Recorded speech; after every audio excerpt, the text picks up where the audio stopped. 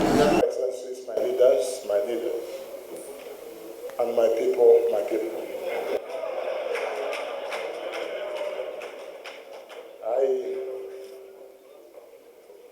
we're here gathered to give honor to whom honor is due, for a patriotic devotion and for an exalted character of a great Nigerian, and one who made huge sacrifice for us to have a nation called Nigeria.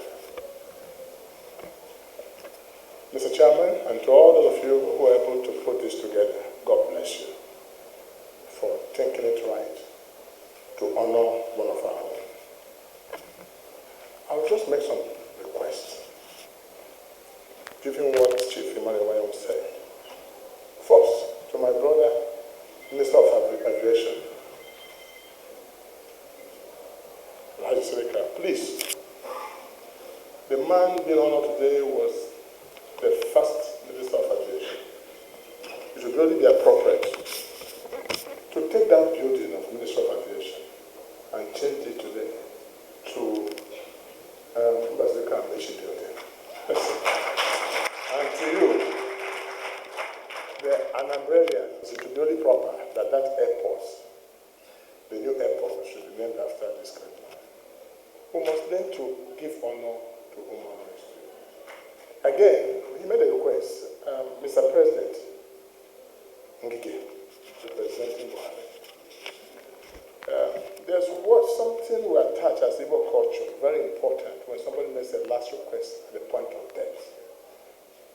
And he requested that the president should please not honor him in any way, but honor him by releasing his son, Nnamdi Kanu. My kindly request to say to Mr. President, now that he's dead, he's no more alive, he made that last request. May we honor him by bringing Nnamdi Kanu out for the purpose of peace, demonstration, and dramatization in the Federal Republic.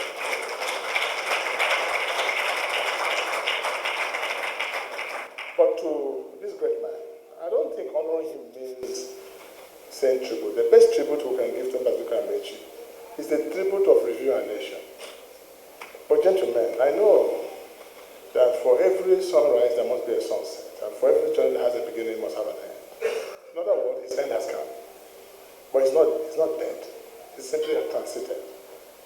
But let me say as I feel, I have not died before, and I don't want to plan to die soon. Now, but I do know that Amechi must have been received by the likes of Awolowo, Nnamdi Azikiwe, Tafawa Balewa, Ahmadu Bello, and the host of those great leaders. And I'm sure a day like this is really they are receiving him into the world beyond. And there's a meeting now going on as we're talking now. I'm just imagining that, not that I've been there before. And some of the things they're doing was to review this nation called Nigeria. And I heard Ahmadu Bello speaking with a loud voice. What is really happening to this country? What is happening to our nation? Why are there crises everywhere and everything? Why is there so much killings and so much bloodletting, so much disunity? And I can hear Zeke crying out and say, well, this is not the Nigeria we're all taught and fought. We're praying to have a better Nigeria. But I have Amechi saying, I just came from Nigeria. And what is going on is about 2023 election. That there was some kind of injustice in the whole equation. Because till today, no Igbo man has become the president of Federal Republic of Nigeria.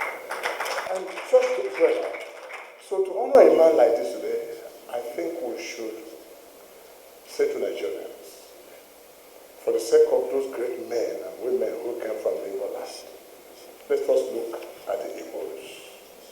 Don't throw the Igbos away. Throwing the Igbos away might be throwing away the destiny of this country. Let's not see Igbos as non-performers and those who like war and violence. They're the peacemakers. And they're the only one in this country who can travel 1,000 kilometers away from their village, going to another state, developing the economy and the local.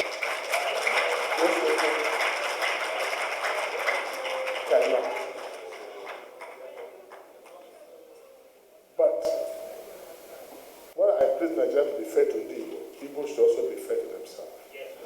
But okay,